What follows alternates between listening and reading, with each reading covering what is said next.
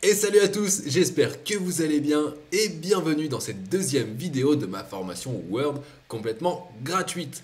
Aujourd'hui, on va découvrir ensemble la conception d'un document avec notamment les styles. Vidéo très importante, donc je t'invite à aller la regarder jusqu'au bout. Tu verras dans la première partie, je te montre comment ça marche et dans la deuxième, on fait les exercices. C'est parti, let's go sur Word. On part d'un document blanc, on va être sur l'accueil. Regardez ici, on a les styles. Je peux cliquer sur cette petite flèche et on voit qu'il y a plusieurs styles. Qu'est-ce qu'il y a dedans? Il y a le style normal. En gros, ça va être pour vos paragraphes normaux, pour tout ce qui va constituer votre document. Ensuite, on aura un style sans interligne, donc c'est le même, mais avec un espacement différent entre chaque ligne. Et ce qui va nous intéresser, ça va être les titres 1, titre 2 et titre. Pour que vous compreniez bien tout ça, on va tout de suite faire des exemples. Pour l'instant, je vais tout mettre en normal, d'accord? Je vais écrire un titre, je vais le mettre en centré, je vais aller à la ligne, je vais enlever la mise en forme, je vais écrire mon premier titre, puis aller à la ligne, puis écrire une sous-partie. Ok, jusque-là, on est pas mal. Word est un logiciel de traitement de texte, c'est-à-dire que vous allez pouvoir organiser toutes vos données textuelles. Et par défaut, regardez, quand on fait un CTRL F, qui normalement sert à rechercher, ici, ça nous ouvre un volet navigation. On peut également aller dans Affichage, et ici, vous avez la case pour afficher le volet de navigation. Regardez, je vais aller dans Titre. Il n'y a pas de plan interactif puisque j'ai uniquement un style. Ensuite, dans Page, il y a ma page. Nous, ce qu'on va vouloir, c'est que dans ce volet de navigation, on ait tout notre document qui soit rangé, organisé, indexé et qu'on puisse ensuite créer un sommaire rapidement, qui s'appelle d'ailleurs dans Word une table des matières. Comment on va faire ça? Regardez, à l'accueil, mon super document, je vais dire que c'est un titre, mais vous voyez que ça me change tout le style de la police et du paragraphe. Ma première partie, je vais le mettre en titre 1 et ma sous-partie, je vais le mettre en titre 2. Eh bien, regardez dans mon volet navigation, mon document a apparu et mes parties ont été créées. Et si je continue, je vais écrire par exemple ma deuxième partie. Je vais dire que c'est un titre 1. Elle apparaît ici. Et cette deuxième partie sera composée de trois choses, trois sous-parties que je vais prendre et indiquer comme étant des sous-parties. Eh bien, regardez ce qui s'est passé dans ma navigation. J'ai bien ma première partie, que je peux d'ailleurs réduire ou étendre, et ma deuxième partie, composée des trois sous-parties. Et depuis mon plan, je vais pouvoir modifier mes parties. Je vais pouvoir les mettre ici, ici. Je vais pouvoir en fait les déplacer. Et ça déplacera également ce qu'il y a à l'intérieur de mon document. Vous allez me dire, ok, super, c'est organisé, mais c'est moche. Et c'est vrai. Eh bien, regardez ça. Les titres, vous allez pouvoir les modifier. Et quand vous allez en modifier un, ça modifiera tous vos titres 1. Comme ça, votre document reste accordé. On va faire un clic droit sur le titre 1, modifier. Le nom, on va le laisser en titre 1. Style basé sur normal, on va laisser. Style du paragraphe suivant, normal également. Ça veut dire que après votre titre, quand vous allez retourner à la ligne, eh bien, automatiquement, ça retournera sur le style normal pour que vous puissiez écrire votre document. On a bien sûr l'aperçu juste ici. Et dans ce style, on va pouvoir changer la police d'écriture, par exemple. Mettre celle-ci, la taille, mettre en gras, tout ce qu'on veut. Et ici, on a le petit bouton format. On peut cliquer dessus et on va pouvoir modifier à la fois la police, c'est là où on est, mais le paragraphe. Regardons ensemble, voir s'il a été aligné à gauche, si on peut mettre des retraits, si on peut mettre des espacements. Et à chaque fois qu'on fait des modifications, on voit l'aperçu. Et on va pouvoir également modifier les enchaînements. Les enchaînements, ça va être comment est composé votre paragraphe. Éviter les veuves et les orphelines, ça va dire éviter les phrases qui sont soit toutes seules en haut d'un document, soit toutes seules en bas d'un document. Paragraphe solidaire, ça veut dire que tout votre paragraphe sera forcément sur la même page. Et ligne solidaire, ça va vouloir dire qu'une ligne ne peut pas être sur deux pages différentes non plus. Et ensuite, on va pouvoir insérer un saut de page juste avant. Ça va être utile, par exemple, si vous voulez faire des parties. Vous mettez un saut de page juste avant. Comme ça, chaque nouvelle partie commencera sur une nouvelle page. Et même ici, vous allez pouvoir modifier votre tabulation. Rappelez-vous, dans la première vidéo, je vous ai montré comment mettre des taquets pour pouvoir mettre des 3 petits points ou alors ce genre de choses. Eh bien, vous allez pouvoir en mettre automatiquement ici. Là, je ne vais pas en mettre, on va pas se compliquer la vie. On va retourner dans Format, on va pouvoir changer les bordures. Ce ne sera pas la bordure de votre document, mais bien la bordure de votre titre. Faisons un exemple. Imaginons, je mets une bordure comme ceci. Je mets OK. OK. Eh bien, regardez, mes premières parties auront une bordure. Allez, on retourne dessus, modifier. On va aller enlever cette bordure. Bordure. Aucune. Ok. On va pouvoir choisir dans quelle langue c'est et également mettre une numérotation, si par exemple c'est une partie 1, une partie 2, une partie 3, ou alors mettre des puces. Il faut bien comprendre que tout ceci va vous prendre un tout petit peu de temps au début, mais ensuite vous n'aurez plus rien à faire et plus qu'à taper votre texte et tout votre document se fera automatiquement. Si vous avez 2 pages, ça ne sert à rien de faire tout ça. Mais si vous avez un rapport à faire, croyez-moi, ce sera bénéfique. Je ferme ceci, on va pouvoir également mettre un effet de texte, si vous le désirez, pour mettre à la place d'un texte normal, un word art à chaque fois. Vous allez pouvoir mettre une ombre, un reflet, un éclat, vous allez pouvoir vous éclater comme vous le voulez, mais restez professionnel. Maintenant que vous avez compris comment fonctionnent les styles, on va voir l'outil conception. Regardez bien, ici vous avez des jeux de styles qui sont déjà automatiquement créés. On va en afficher un petit peu plus. Et regardez au survol, il y a des jeux de style qui sont automatiquement créés. Celui-ci par exemple, ou alors un autre qui sera plus parlant pour changer ensuite d'autres paramètres. Celui-ci par exemple, vous allez pouvoir modifier des jeux de couleurs. Bien sûr, il nous propose des couleurs qui vont bien ensemble.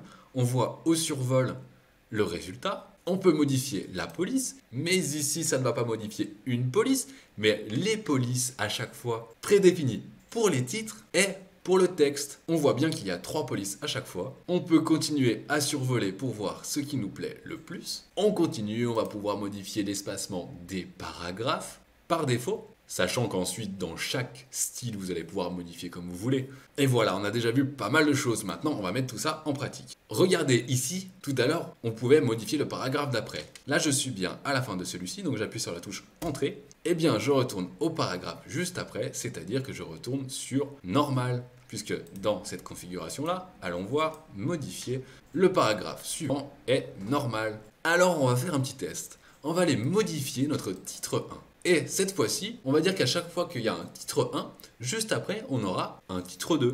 Donc, style du paragraphe suivant, ce sera titre 2. Ok, on va tester. Test, je le mets en titre 1, je mets entrée et regardez, automatiquement, je passe au titre 2. Super, n'est-ce pas ? On passe maintenant à la mise en pratique. J'ai sélectionné volontairement des exercices qui sont sur Pix. Si vous ne connaissez pas, Pix est un service public français pour évaluer et certifier vos connaissances numériques. Et tout l'entraînement est gratuit. Il se passe maintenant pour passer le brevet et pour passer également le bac. Et de plus en plus d'écoles le demandent. Et pour tous ceux qui veulent passer juste la certification en dehors de tout ça, l'entraînement est gratuit et seule la certification est payante. Donc je vous encourage à le faire. Et si vous n'y arrivez pas, suivez mes vidéos pour progresser. Allez, on est parti. Exercice numéro 1, la consigne. Dans ce document, un style journal officiel a été créé pour mettre en forme les paragraphes. Appliquez ce style à tout le texte. Combien de pages obtenez-vous? C'est très bien parce que ces exercices nous font travailler plusieurs choses. Alors, on a dit,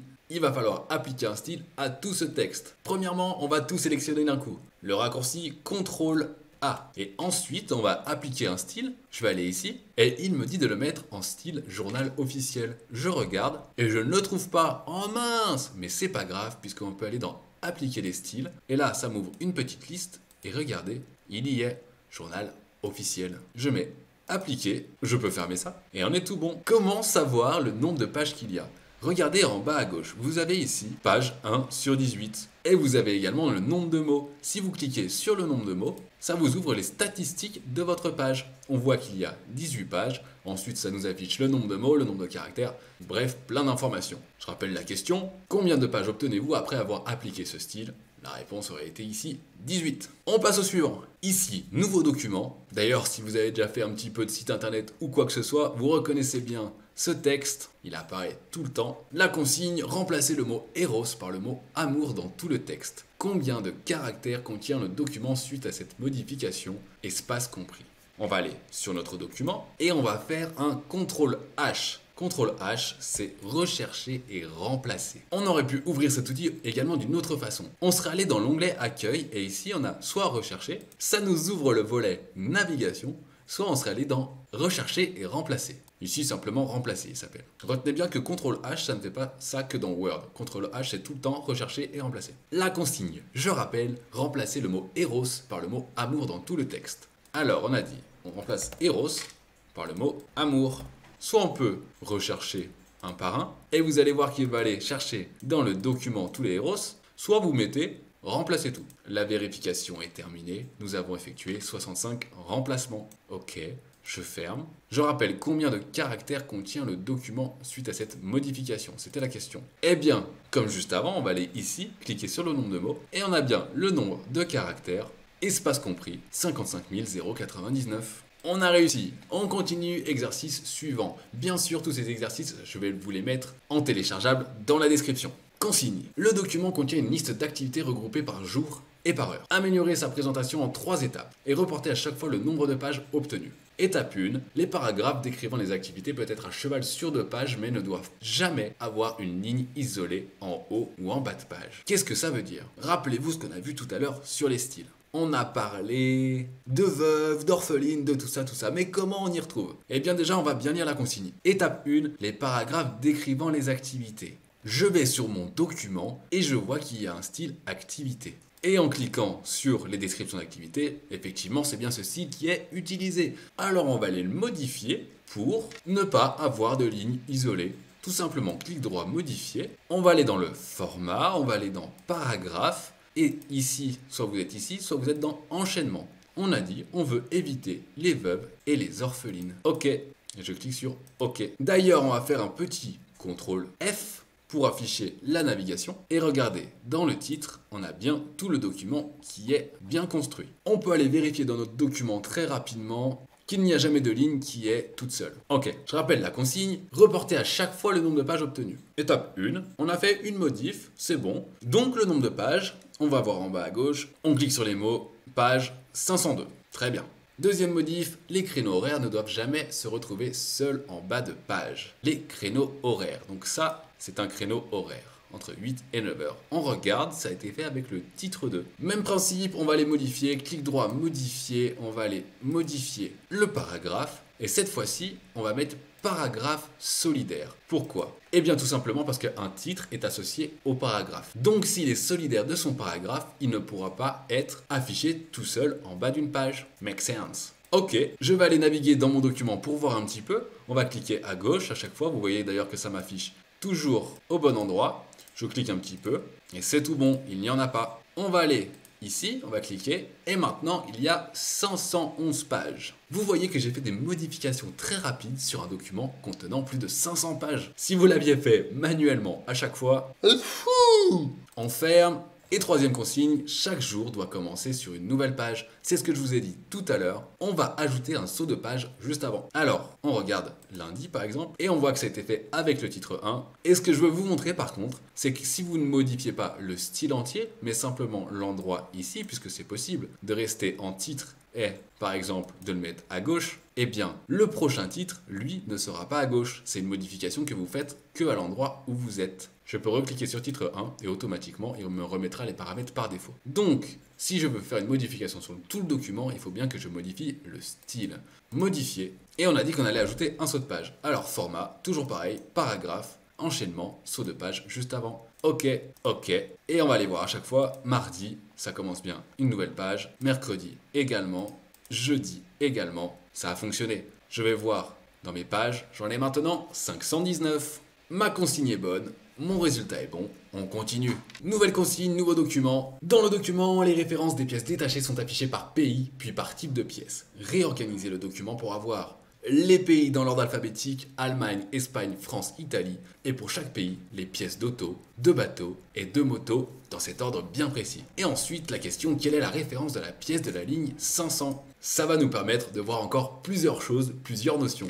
Déjà, tu le sais maintenant, on va aller afficher notre onglet. CTRL F, titre, et là on a bien la navigation dans notre document. Je raffiche les consignes, les pays dans l'ordre alphabétique, Allemagne, Espagne, France, Italie. Eh bien c'est très simple, je vais aller sélectionner l'Allemagne, je vais le prendre et je vais le glisser tout en haut. Tout simplement, et il glisse avec toutes ses parties. Ensuite, on a dit l'Espagne, puis la France et l'Italie. Donc je fais la même chose pour la France, je la prends, je la sélectionne, Espagne, France et Italie. Et dans un deuxième temps, chaque pays pour auto, bateau, moto. Donc pour ça, regardez, j'ai juste à changer le auto, je retourne sur mon document, le auto ici, je le mets en haut, de la même manière en haut, en haut, et en haut, on a bien auto, bateau, moto, rangé dans Allemagne, Espagne, France Italie, tout est bon. Il ne nous reste plus qu'à afficher chaque ligne dans notre document. Comment faire? Eh bien tout simplement, on va aller dans mise en page et vous pouvez afficher le numéro des lignes. Soit continu, c'est-à-dire depuis le début du document, soit on peut redémarrer à chaque page ou alors à chaque section. Nous, ce qu'on veut ici, c'est la 500e depuis le début du document, donc continue. Et là, tout simplement, on va aller chercher la 500e et on voit qu'à la 500, c'est la pièce 4212 qui a été fabriquée pour un bateau en Italie. C'est parfait! C'en est terminé pour cette vidéo sur les styles. J'espère que vous avez compris l'importance de les maîtriser et de s'en servir. Je refais une petite précision, mais j'aime bien le préciser. Word n'est pas un logiciel pour faire des affiches ou alors des CV. Aujourd'hui, on a des outils qui sont beaucoup plus pratiques. Je t'invite d'ailleurs à aller regarder mes autres playlists pour aller les découvrir. Par exemple, on a Canva pour les affiches ou alors de la suite Office, on a Publisher. Pour les CV, vous savez CV Design Air. Et il y a bien sûr bien d'autres pépites comme ça. Et si tu as une question bien particulière, pose-la moi en commentaire et je te répondrai bien volontiers. J'espère que ça t'a plu, que ça t'a apporté des compétences. Moi, je te dis à plus et si tu as aimé, thumbs up!